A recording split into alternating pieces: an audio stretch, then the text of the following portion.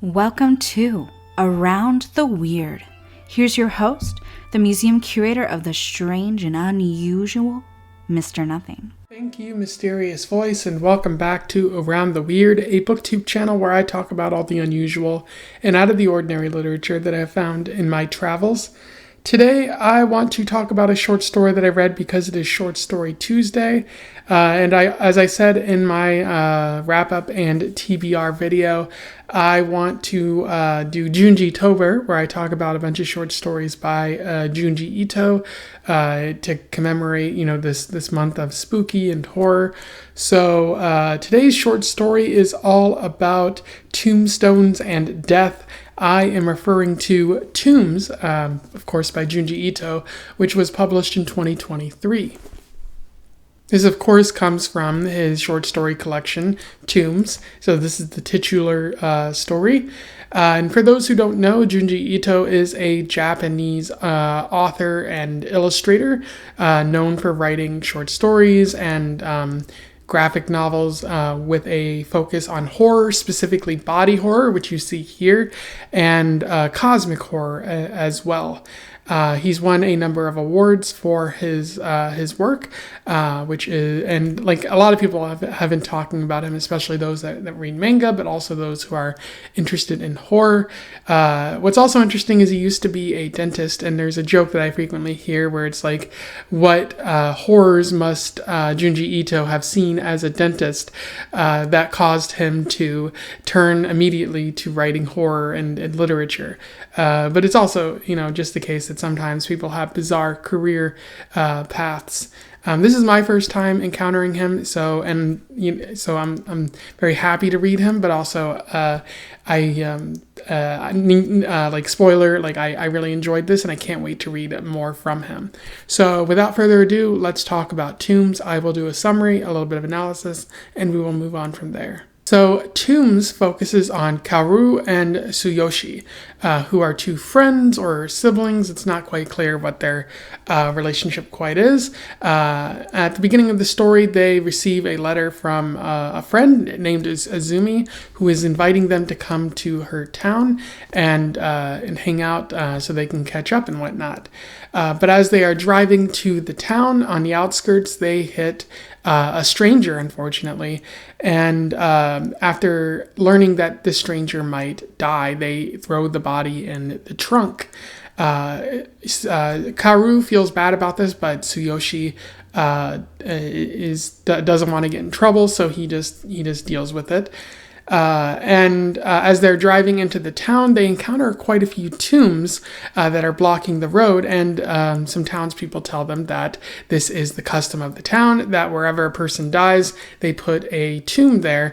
And at the hospital, whenever there's a person who's dying, they take him out of the hospital because they don't want to put tombs inside of the hospital. Kaoru and Tsuyoshi find this to be quite strange, but they just accept it as a local tradition. Kaoru and Tsuyoshi run into Azumi, and everything is going well until they realize that Azumi's sister Ayumi hasn't come home and has gone missing. And from here, I think you can tell what happened to Ayumi.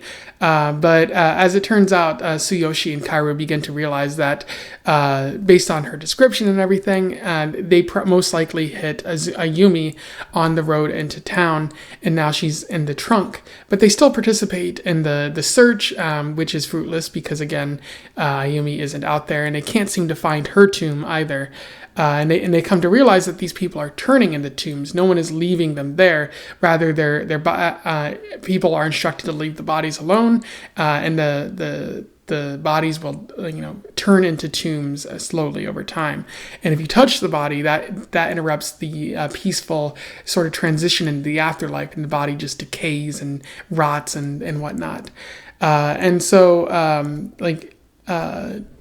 Kaoru and Tsuyoshi are trying their best to hide what they know, but they do think that Azumi is starting to suspect, especially after she looks into the car and sees a few blood specks. But Azumi never lets on that she knows. It only stands to make Kaoru and Tsuyoshi to some extent feel guilty, and they decide at this point to go home. And as they're going home, they pass by the well, or a well where people dump bodies that have been interrupted and whatnot. And it's presumed that the well is extremely deep, so nobody has to worry about anyone finding those bodies or anything like that. And after they dump the body, Tsuyoshi realizes that he cut his hand on this sort of decaying weird body horror, that thing that Yumi turned into. But as they're walking back, Tsuyoshi sees like a bunch of bodies stacked together, rising up out over the well, pointing a finger at him, indicating that he is the one that killed Yumi. But he realizes that he's hallucinating at this point, and he just heads home with Kaoru. And after he gets home, his hand gets worse. It becomes infected, and he can't get out of bed, and he eventually dies. And as they open his body, open up the casket to see his body, they discover that he has been cursed because they moved his body around, and he's turned into one of those weird body horror type creatures, and it's viewed as a curse. And Kaoru feels guilty, so she decides to return to Izumi, but she finds 3 tombs that are representative of Izumi's family, indicating that they took sleeping pills and killed themselves because of the sadness that they felt about not ever being able to find Ayumi, and that's where the story ends there. In terms of analysis, there is a fair bit to talk about with tombs. You can see that the horror that Ito is utilizing here is, obviously the guilt, Telltale Heart style guilt of wondering if someone's going to find that body you hid. Also the body horror component and the sort of spiritual afterlife where no one, or like the person that you accidentally killed isn't going to get the peace that they might have wanted in their death. But one of the themes that Ito is working with here is that of guilt. Kaoru and Tsuyoshi feel guilty about the murder that has taken place here, even though it was an accident, and they could have confessed that it was an accident, and that might have been resolved. Tsuyoshi would rather nobody find out about this death, as it might put a black mark on his record, and so he chooses to just stuff the body in the trunk and deal with it at a later point. Although that's kind of harsh and a little bit evil if you think about it. But Tsuyoshi's just hesitant to confess because he doesn't want to be found out. And confessing would require admitting to your mistake, and killing someone is a grand mistake that nobody would really feel comfortable confronting or admitting for themselves. So it's kind of understandable. Not necessarily good, but it is understandable. Meanwhile, Kaoru just feels extremely guilty. She wants to tell Izumi because, of course, Ayumi is her sister, and you don't want a family member not to know what happened to a loved one. But she's pretending to be a part of this search party, even though she very well knows that it's fruitless. No one's ever going to find Ayumi unless they look into the trunk. There's an interesting quote that I would like to read to you from this. "It's not even close to over. We betrayed my friend because we wanted to run away from our crime, but we can never actually get away from it. The nightmare is going to continue forever until we die." And that's just an interesting quote from Kaoru, who's just noting that we're going to feel this guilt forever because we betrayed my friend. We not only did we kill her sister, but we didn't even tell her about it, and we just kept the hope alive that she might find her sister, since there was never a tomb that was felt, because there would have been a tomb that grew where she died. And so it just this person is your friend, and yet you've hurt them, and you want to confess, but you can't bring yourself to do it. And that's what's going on for Kaoru. But it's clear that Tsuyoshi feels guilt as well, because he hallucinates the stack of bodies in the well, pointing the finger at him, indicating that he does not feel good about having committed this crime, and he knows that he's responsible and that someone's going to find out eventually. And then you see Tsuyoshi's curse at the end of the story, where it seems like he's damned by the gods because of his actions here. Like he wronged someone else, so what happened to them is actually happening to him, even though he's not from this particular town where this transformation happens after death. So he himself has been denied peaceful entry because he denied someone else peaceful entry into the afterlife. It's also worth noting the cultural significance of this story. Like the tombs that grow indicate a peaceful entry into the land of the dead. And there's a strong urge not to touch the body, as that will prevent that transition, and instead the person won't know peace and their body will just rot, and you generally don't want that to happen. And then like that's significant because in many Asian cultures that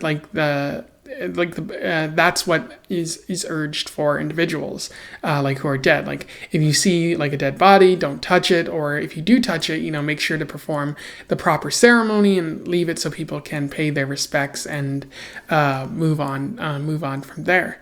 Like nobody's body is going to turn into a tomb, at least not that I know of. But interrupting someone's peaceful transition into the world of the dead can damn them or affect that in a significant way. So I know that's true for a lot of Asian cultures. I don't know if it's true for specifically Japanese cultures, but given that Ito is choosing to write it this way, I would say there's some crossover there that's worth noting. It's probably not the case as much in American cultures, because we have our different type of ceremonies where it's okay to move the body of the dead, because you gotta get them to the funeral home and into the cemetery, but that's different overseas, and also in a bunch of different religions. I know they in the Jewish culture they sit Shiva, so they still keep the body there and everyone pays their respects rather than putting it like in a graveyard, which they might do after the fact, but I'm not as familiar enough with those kinds of transitions. So there's added guilt in this story, which I was talking about before, where they not only did they kill this girl and shove her body in the trunk, so that's the first layer of guilt, but the second layer is you interrupted this person's transition into the afterlife and you seemingly damned them, and so they will not know peace from here on out. So not only did they just do a general wrong, but they did a cultural wrong as well. And so I think it's interesting how Ito kind of adds layers to that. Anyway, those are my thoughts on Tombs by Junji Ito, a very solid short story that I definitely recommend that you go and check out, whether it's purchasing this particular short story collection, finding it online, or going to your local library to check it out, as I'm sure many libraries, especially those that have manga collections, might have a few Junji Ito stories lying about. So yeah, if you've read this before, or you simply want to comment on something I said here, do so below. Would love to have a conversation with you about this. Definitely can't wait to read more Junji Ito over the next month and well into next year as well, because I definitely want to read more of what Ito has to offer. But otherwise, don't forget to like, share, and subscribe so that more people can find out about this short story or this author, if they don't already know about them, and join the Discord as well if you want to have continued conversations about this sort of thing. And until then, I wish you the best of luck in your weird and tomb-like travels. Farewell.